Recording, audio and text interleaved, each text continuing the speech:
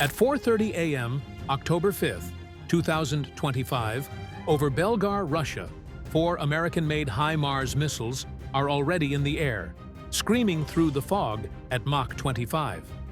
Launched from inside Ukraine, they are 43 miles from their target, and the Russian operators of the S400 Triumph air defense system see exactly nothing. They are completely, utterly blind, and in 90 seconds, their world is going to go dark. These missiles are hurtling towards the Novy Oskol substation. This is the light switch for Russia's war machine in the region. It pumps the juice that powers the S400 radar, runs the fuel depots for the tank divisions, and keeps the military communications grid alive. Taking it out is a strategic decapitation. And here's how the Ukrainians are getting away with it. At the exact same moment, the American missiles are flying a swarm of 6 Ukrainian Shark and FPV drones are skimming the treetops 50 feet below. This is the Fog Phantom Swarm. A high-tech Shark drone with a 30 times thermal camera is piercing the fog, acting as the eyes for the whole operation. It's leading a pack of cheap kamikaze drones that are spitting out clouds of chaff programmed to look like a flock of birds on Russian radar. They are creating a ghost in the machine, tricking a billion-dollar Russian supercompute with a $400 party trick and the multi-million-dollar HIMARS launcher that fired those missiles. It's already a ghost. Following a brutal lesson learned at Prosovk, the crew has a 5-minute window to pack up and disappear before Russian counter-battery fire turns their location into a crater. They are long gone. At 4:31 a.m., the first American-made High Mars missile and the Ukrainian drone swarm are just 10 miles from the target when they hit a wall. It's a digital hurricane. In the Ukrainian bunker, the screens dissolve into a blizzard of white noise. The Kasuka-4 is awake, a $50 million machine whose only job is to turn the air into a nightmare of electronic static, spoofing GPS signals and scrambling communications. One of the FPV drones, now blind, lurches violently and smashes into the trees.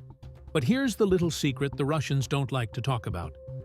The Kasuka sucks down electricity like a Hummer guzzles gas. Run it at full power for more than 15 minutes, and it has to cycle down to avoid overheating. A tiny window of opportunity that the Ukrainians have planned for. And its sophisticated filter has a blind spot. It can't tell the difference between a high-tech drone and a flock of birds. The Ukrainian operator gives the command. The Fog Phantom Swarm goes live. The FPV drones, now flying low, start spitting out their pre-programmed clouds of chaff.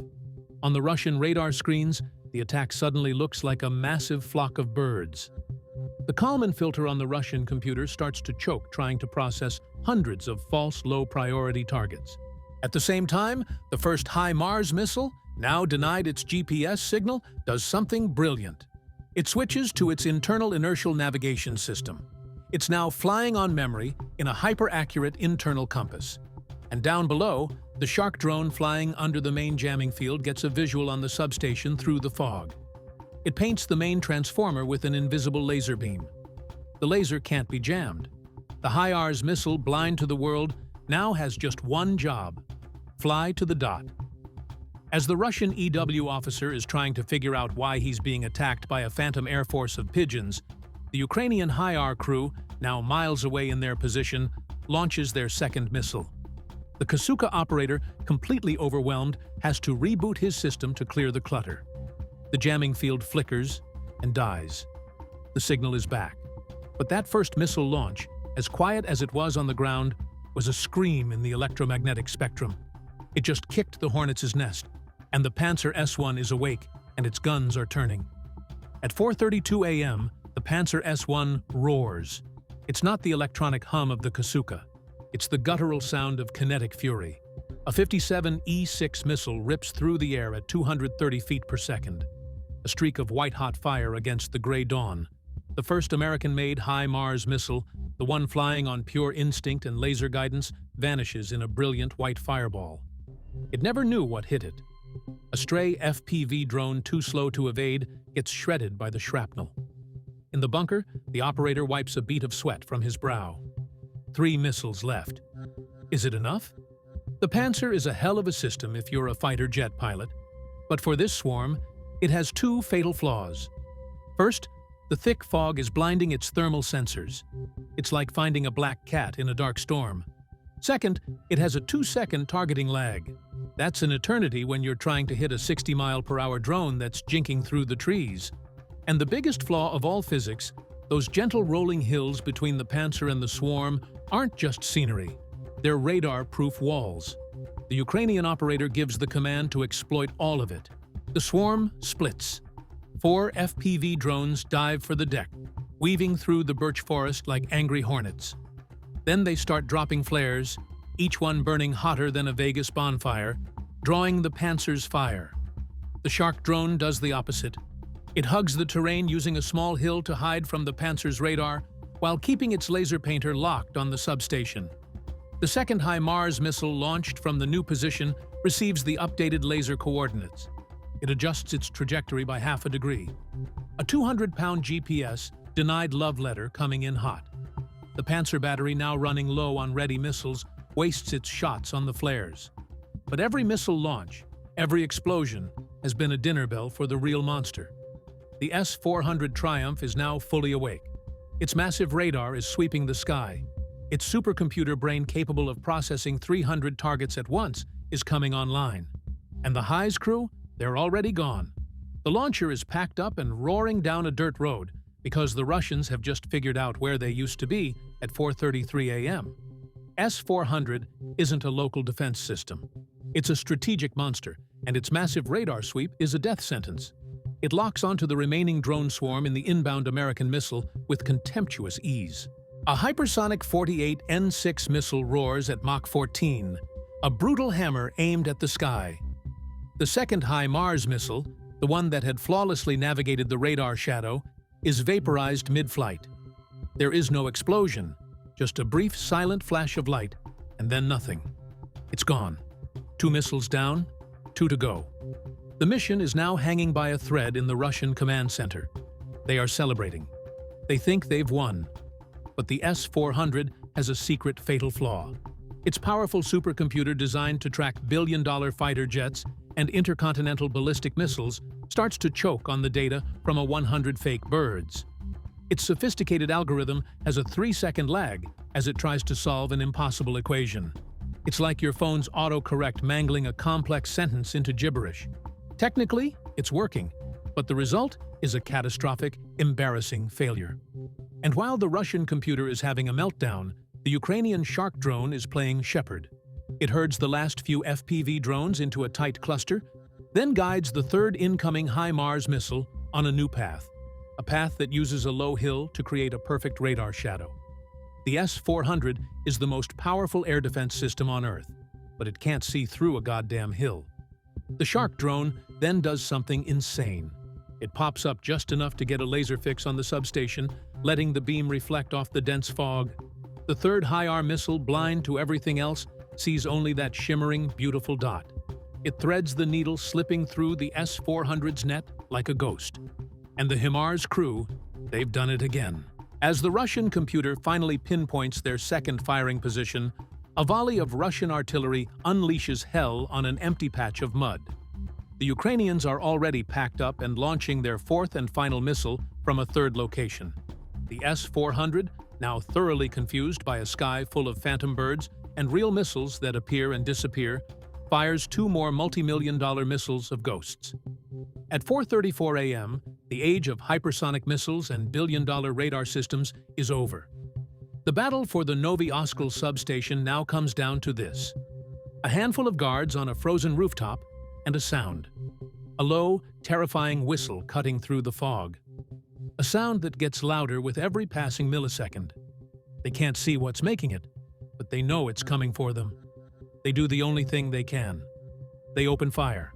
The night air erupts in a desperate, chaotic hail of AK-74 tracers, spraying wildly into the gray nothingness. It is the textbook definition of futility. Trying to shoot down a 200-pound Mach 2.5 missile with a rifle is like trying to swat a bullet with a slingshot. It's not a fight. It's a prayer. And miles away, another prayer is going unanswered. Russian artillery continues to pound the empty patch of mud where the HIMARS launcher used to be a multi-million-dollar temper tantrum against an enemy that is long gone. Each crater is a monument to how thoroughly they've been outplayed. A perfect illustration of the shoot-and-scoot doctrine's brutal effectiveness. In the Ukrainian bunker, the operator sees the guard's muzzle flashes through the shark's thermal camera. They are a nuisance, a variable that needs to be eliminated. He makes a final, ruthless calculation. The Fog Phantom Swarm. His tool of electronic deception is about to get a new job description. He peels one of the last FPV drones from its holding pattern. This isn't a $150,000 missile. It's a $400 3D printed kamikaze drone with a small anti-personnel charge zip tied to its back. And here is the tactical genius. He is using a disposable asset to clear the path for an irreplaceable one. He won't risk his last 2 HIMARS missiles being knocked off course by a lucky rifle round. The FPV drone dives. The guards on the rooftop see it at the last second. A dark, hornet-like shape emerging from the fog. Not with a whistle, but with an angry buzz. It is the last thing they will ever see. The drone detonates and the rooftop goes silent. The last line of defense has been erased by the cheapest weapon on the battlefield. Now, nothing stands in the way. The last 2 American-made High Mars missiles, number 3 and number 4, are completely, utterly unopposed. Below them, the Shark drone holds its laser painter steady, a perfect unwavering dot on the heart of the main transformer. At arrow 45 AM, the Shark drone's camera zooms in its laser painter, holding a steady, perfect dot. The target comes into view. Through the Novio Skull substation, its massive transformers humming like sleeping bears. On a nearby rooftop, Russian guards are firing flares wildly into the sky, each one missing its non-existent target by a country mile. The Russians know the missiles are coming. They just have no idea how to stop them. That 500-ton station would need at least 20 seconds to initiate an emergency shutdown. The 2 remaining High Mars missiles will be there in 50 milliseconds. Boom. Then, boom again. The impacts are less than a second apart. 2 perfectly placed strikes. But this isn't just an explosion. It's a high-speed physics class. That 200-pound American warhead doesn't just go bang. It's designed to penetrate 12 inches of reinforced concrete before it detonates. The first missile punches through the main transformer's protective shell. The second vaporizes the central switching hub. The shaped charges inside create a Monroe effect, focusing the entire blast into a jet of molten plasma, moving at 7,000 feet per second. It rips through the station's hardened electrical wiring like a needle through paper. A catastrophic chain reaction begins. Transformers explode. Circuit breakers vaporize. A cascade of failures ripples through the system, sending sparks the size of cars arcing 100 feet into the night sky. Russia's military grid takes a billion-dollar hit. Ukraine's payback priceless. Now, zoom out. The tactical victory is stunning, but the strategic impact is a checkmate. That single strike just erased 20% of the Belgrade military electrical grid. The S400 Triumph, the billion-dollar god of the skies. It's now a blind, useless scarecrow. The fuel depots that feed the Russian tank divisions in the Donbas. Their pumps are dead. The Russian war machine in this sector doesn't just have a bloody nose. It just had its spinal cord severed. This forces Russia to pull critical air defense systems away from the front lines, weakening their hold on places like the Donbas. It's the exact same economic warfare that has seen 16 of their oil refineries crippled, bleeding them of over 1 million barrels a day. From a bunker near Kharkov, Ukrainian operators using American-made missiles and their own homegrown drones just turned a piece of Russia's energy empire into a blackout party. The lesson for today: don't poke a bear that knows how to hack, especially when that bear has high Mars. If you believe in fighting smart, smash that like button and subscribe. And now for the big question. Ukraine has proven they can blind the S400. What critical Russian asset should they target next with this strategy? The Kerch Bridge, a major command bunker. Let me know your top target in the comments below.